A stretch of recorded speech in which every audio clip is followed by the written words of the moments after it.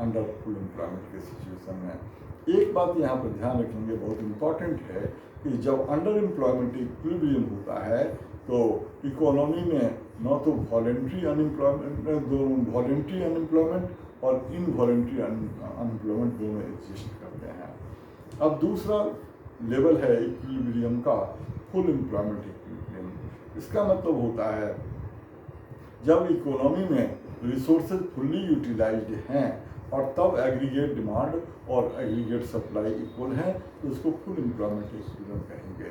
इसका डायग्राम भी इस तरह से बनाएंगे कि एक्स एक्सिस पर आउटपुट इनकम और एम्प्लॉयमेंट को दिखाया और वाई एक्सिस पर एग्रीगेट डिमांड को दिखाया।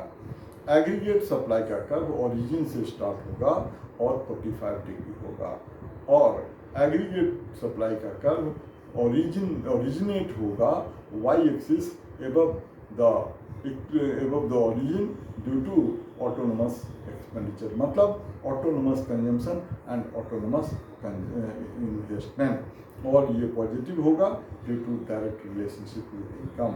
जिस पॉइंट पर ये एग्रीगेट डिमांड और एग्रीगेट सप्लाई इंटरसेक्ट करेंगे वो full employment level of equilibrium होगा।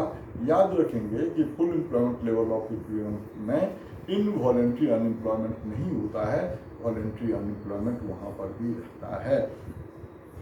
यहाँ एक बात और याद कर लेंगे कि एग्जाम में कई बार ये पूछ लेते हैं कि does full employment mean zero unemployment, तो इसका आंसर होता है no, full employment does not mean zero unemployment. Even at full employment level, voluntary unemployment exists.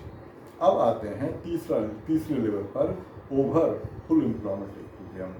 मतलब जब रिसोर्सेज ओवर फुल्ली यूटिलाइज्ड हैं, बियॉन्ड फुल एम्प्लॉयमेंट लेवल पर है और तब एग्रीगेट डिमांड और एग्रीगेट सप्लाई इक्वल हो जाते हैं, तो उसको ओवर फुल एम्प्लॉयमेंट इक्विलिब्रियम कहते हैं।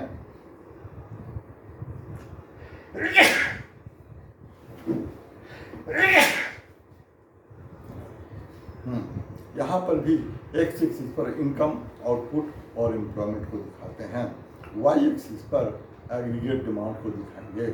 जहाँ पर एग्रीगेट डिमांड और एग्रीगेट सप्लाई इक्वल होंगे वहाँ फुल एम्प्लॉयमेंट इक्विलिब्रियम होगा। अब actual aggregate demand full aggregate demand के ऊपर उसके पैरेलल ड्रॉ करेंगे और ये जो actual aggregate demand aggregate supply के इक्वल होगा वो ओवर फुल एम्प्लॉयमेंट इक्विलिब्रियम होगा और उसके कॉरस्पॉन्डिंग